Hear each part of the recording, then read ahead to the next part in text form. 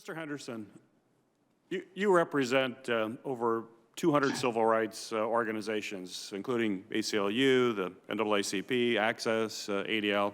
So that means you and your members are basically at the forefront of the horrible and deadly reality that the threat of domestic terrorism presents from white supremacist, anti-government groups, conspiracy theorists, and the list of violent extremists that are operating in our country.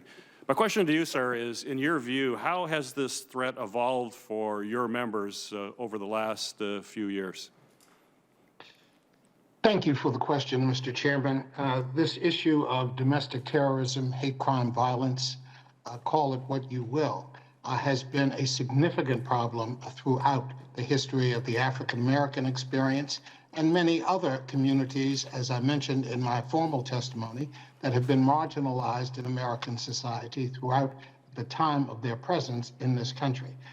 Again, I noted, of course, the experience of African Americans with chattel slavery, with Jim Crow segregation, with the deprivation of access to the right to vote, and continued violence directed toward our communities by way of lynching and pogroms that have actually occurred in communities like Tulsa, Oklahoma, and like the community in Florida that has been affected by all of this violence. The same is true of other groups. My colleague John Yang talked about the deprivation of liberty suffered by Japanese American citizens during World War II, or the experience of Native Americans who were forcibly relocated from their ancestral lands.